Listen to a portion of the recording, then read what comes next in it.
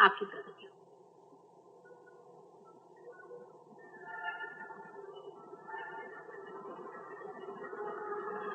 लेकिन छोटी छोटी बात है, बेकार बात है, आदमी बिगड़ जाता है।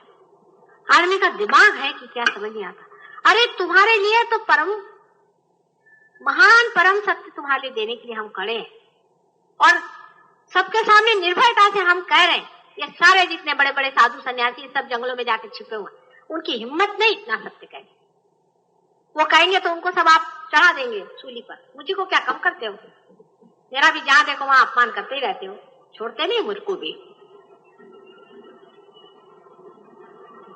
मेरे पीठ पीछे भी मेरी बड़ी भलाई करते हैं, बहुत से लोग हैं यहाँ ऐसे भी, कोई हर्ज नहीं। बहरहाल मुझे किसी से भय नहीं। आपने शेरनी को देखा होगा कि उसके बच्चों पे अगर कोई हाथ डाले तो उससे बढ़ के खूंखार रहे, तो वो नहीं सोचती कि मेरे ऊपर किसने बंदूक लगाई और किसने तलवार लगाई, वो सबको लड़ती। वही हाल हमारा, हमें किसी से भय नहीं और ना भय हमें करने की जरूरत है। हम तो खुलेआम साफ बता रहे हैं कि जो है सो है और जो नहीं है सो नहीं है। पहले जमाने में ऐसा होता था कि लोग जब कोई किताब लिखते थे जिसमें कुछ सत्य मिलता, डार्विन का ऐसा हुआ, जब उसको कुछ सत्य लिखना था तो उसने कहा भाई मेरे मरने के बाद छापना था। क्योंकि सबको भय लगा रहता था कि सत्य को पिएगा कौन। जैसे सत्य को देखा आंखें धुंधला गई, घबराहट हो गई, उस सत्य से आदमी कुमलाने लग गया। उसने सोचा कि मार डालो इसको, हमारे बस का ये सत्य नहीं है। आदमी को तो असत्य चाहिए, वो चाहता है कि मेरे पास असत्य, मैं असत्य पे ही खड़ा रहूं। सत्य को पीने की शक्ति उसमें नहीं होती, सत्य को आकलन करने की शक्ति उसमें नहीं होती है, इसलिए वो असत्य को ही सब कुछ मान लेता है। और जो आदमी सत्य बोलता है उसको क्रूस पे चढ़ा देता है, उसको मार डालता है, उसकी हालत खराब कर देता है, उसकी दुष्टता करता है, उसको सहन नहीं हो सकता।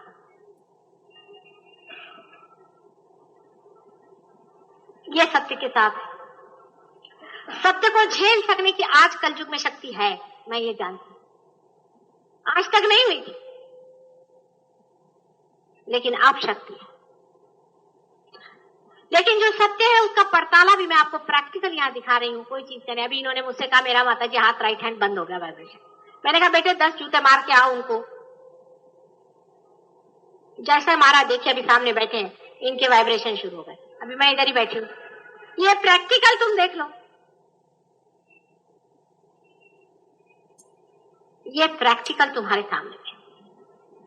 इस प्रैक्टिकल के लिए मुझे कोई किताब दिखाने की नहीं है, मुझे किसी का और पड़ताला नहीं देने का कि फलाने ने यह कहा था और ढिकाने ने यह कहा था। मैं अभी तुमको यहीं दिखा देती हूँ, तुम देख लो है कि नहीं। तुम दूसरों की कुंडलिनी पर देख लो कि तुम्हारे हाथ चलते हैं कि नहीं चलते। तुम ये देख लो कि तुम्हारे समझ में इनके चक्र आ रहे हैं या नहीं, और जो चक्र है वो है या नहीं। प्रैक्टिकल, बिल्कुल प्रैक्टिकल रिलीजन है, हवाई रिलीजन नहीं कि भाई सच बोलो। क्यों बोले साथ सच बोलने से तो जेल जाते, क्यों बोले? इसलिए सच बोलोगे, झूठ बोलोगे तो वाइब्रेशन बंद हो जाएंगे। हिसाब किताब सा आप देख लीजिए, किसी औरत की तरफ अगर आपकी नजर बुरी तरह से उठती हो, आपके वाइब्रेशन बंद होना ही चाहिए। लिख लीजिए, फौरन धर्म आपको पता हो जाएगा। आप कहेंगे माता जी हमारा कैसे? हाथ में अगर आपने शराब इस भावना से ले ली कि पीना है, वाइब्रेशन बंद उसी वक्त। मेरा कोई रिस्ट्रिक्शंस नहीं है, मैं तो इधर बैठी हुई हूं, मैं लंदन में भी बैठी रहूंगी तो भी तुम देख लेना कि वाइब्रेशंस बंद। मैं मना नहीं करती तुमसे, मैं नहीं कुछ कहती हूं, लेकिन तुम देख लेना अगर तुमने सिगरेट पी तो विशुद्धि चक्र पकड़ गया, पता चलेगा दर्द हो रहा। माता जी यहाँ क्यों दर्द हो रहा? बेटा तुमने सिगरेट पी थी, हाँ फिर अब दर्द सो, अब असली बम्मन हो गए हो, अब असली मुसलमान हो गए हो, और अब असली धर्मात्मा हो गए। अभी धर्म की अवहेलना नहीं चल सकती जनाब, अब उसको खोपड़ी पर लेकर चलना चाहिए। धर्म को आपको अपने साथ लेना पड़ेगा। अगर आपने जहां भी धर्म आपने छोड़ा, वाइब्रेशन बंद, सीधा हिसाब किताब लगता है। जरा सी उसका अपमान कर दिया, वाइब्रेशन बंद। छोटी छोटी चीजों में आप देखेंगे वाइब्रेशन बंद। जैसे आज हमारे यहाँ हमारा वो टाइपिस्ट है, वो कह रहा माता जी आपका टेप नहीं चल रहा। मैंने कहा जरा दिखाओ तो क्या बात। तो देखा कि जहां से वो मैं बोल रही थी ना, वहां पर एक कल थी, वो ऑफ थी। मैंने कहा बेटे ये ऑफ है, इसको जरा ऑन कर दो, अभी चल जाए। उसने कहा देखिए कितना बारीक यहाँ पे एडजस्टमेंट है। मैंने कहा ऐसे ह्यूमन बीइंग्स में सारे एडजस्टमेंट है, कोई सा भी एडजस्टमेंट बंद हो गया, वाइब्रेशन बंद। इसका जजमेंट है वाइब्रेशन। कौन सदगुरु है और कौन गुरु घंटाल, दो ही जात होती है। गुरुओं में दो जात होती, एक तो सदगुरु होते या गुरु घंटाल, बीच में कुछ नहीं, बीच में कोई चीज नहीं थी। जिसको सर्टिफिकेट भगवान ने दिया है, जिसके हाथ में वाइब्रेशन आ रहे हैं, जो पार है और जिसने इस ज्ञान को जाना है, वो धर्म सिखा सकता है। बाकी को कोई अधिकार नहीं कि गुरु बन के बैठे। मेरे सामने तो यूं होते हैं सब गुरु लोग, फिर क्यों होते हैं? जिसके पास में धर्म है और जिसको परमात्मा ने अपॉइंट किया है, वही इंसान संसार में धर्म सिखा सकता है। और बाकी जितने सिखाते हैं वो गुरु घंटाल है, उसमें से कुछ राक्षस है, महाराक्षस है, कोई अति दुष्ट है, कोई साधारण है। आप चाहे इलेक्शन में झूठ बोल करके इलेक्शन की सीट ले लीजिए, उसकी पनिशमेंट इतनी नहीं होती। ज्यादा से ज्यादा आप पे फाइन हो जाएगा, नहीं तो आप जेल चले जाएंगे, ज्यादा से ज्यादा आपको फांसी हो सकती है।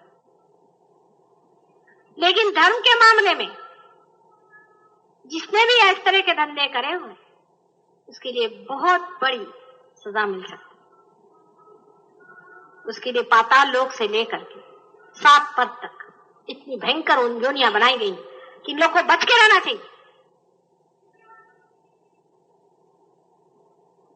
क्योंकि सन्मार्ग से परावृत्त करना, सन्मार्ग से लोगों को हटाना, अपने मतलब के लिए, पैसे के लिए, उसे स्मगलर्स बच जाएंगे, चोर बच जाएंगे, पर ये नहीं बचेगा। सिर्फ अपने अहंकार के लिए, अपने नाम के लिए, पैसा कमाने के लिए या किसी गंदी तृष्णा के लिए, ये अगर धार्मिक बन करके और गुरु बने हुए हैं तो इनको कड़ी सी कड़ी सजा मिलने वाली। इसलिए आप भी उनके साथ में सहभागी मत हुए, उनसे दूर भागे। वो तो खुद जाएंगे, अपने साथ आपको भी घसीट ले जाएंगे। असल नकल की पहचान नहीं थी तब तक ठीक था, वाह, लेकिन अब असल नकल की पहचान आ गई है, वाइब्रेशन से आप जानिए।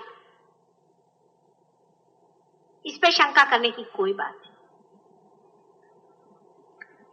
उसी तरह से जब वाइब्रेशंस आपने पा ली, जब इसको आपने जान लिया, जब आपके अंदर परमात्मा ने ये वरदान दे दिया है, उस वक्त किसी भी तरह से काया वाचा मन से इसका अपमान करना भी एक महाघोर पाप है। क्योंकि मुफ्त में मिल गया है, इसलिए उसकी अवहेलना मत करो। बहुत बड़ा धर्म है, बड़ी मुश्किल से आदिशक्ति ने तुम्हें सजाया है, इस दशा में लाया और तुम्हारे अपना प्यार उड़ेल दिया। अब उसका अपमान तो पिता को बिल्कुल सहन नहीं होने वाला। और उसके साथ छलना मत करो, क्योंकि ये माया है। माया में आदमी के समझ में आएगी नहीं बात, क्योंकि इतने आसानी से पाया है कि उसका आपको धन का मालूम ही नहीं कि उसका मूल्य क्या है, कितनी बड़ी चीज आपने पाई।